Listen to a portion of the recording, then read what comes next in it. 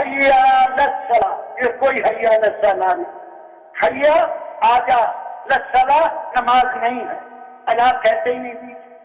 حیا للفلاح، حیا للفلاح کہنا ہے، حیا علی الصلاۃ، حیا علی الفلاح اللہ کہنا ہے۔ سارا مجمع اپنی مسجدوں کے مؤذنین کا خیال کرے، اشہد ان محمد ایسا کہتے ہیں۔ مانا کیا ہو گیا؟ میں گواہی دیتا ہوں انا کہ ہم سارے محمد رسول اللہ ہیں، یہ مانا ہو گیا، ہم سارے محمد رسول اللہ ہیں۔ اللہ کو لمبا کر دیا، محمد میم کو لمبا کیے جاتے ہیں،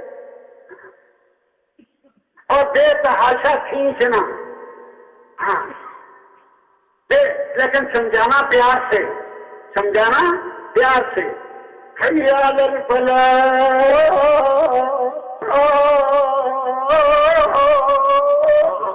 کتنا ساتھ لمبا کھینچے جاتے ہیں، لفظ فلاح ہے، فلاح کامیابی، یہ لا کیے جا رہے ہیں۔ اب سارا مجمع اپنی مؤذنین کی اذان صحیح کروائے، خود قرآن صحیح پڑھنا۔ ہم اصل میں بھیڑ چال چل رہے ہیں، بھیڑ چال، بھیڑ چال، نہ ہوش ہے نہ کچھ ہے، نہ ہوش ہے نہ کچھ ہے۔ میں حیران ہوتا ہوں، اس مسجد کا امام صاحب، مولوی صاحب، اس مسجد میں مدرسہ ہے، قاری صاحب ہے، اور وہ اذان کیسے کہہ رہا ہے؟ اس طرح پیارے بھائیوں، یہ زندگی صرف گزارنی نہیں ہے، ہوش سے گزارنی ہے۔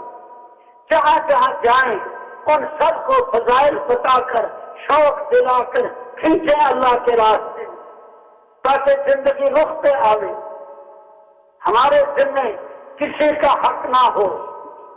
قیامت میں 3 چوکیاں ہیں، 3 چیک پوسٹ ہیں، 3 جگہ چیکنگ ہے۔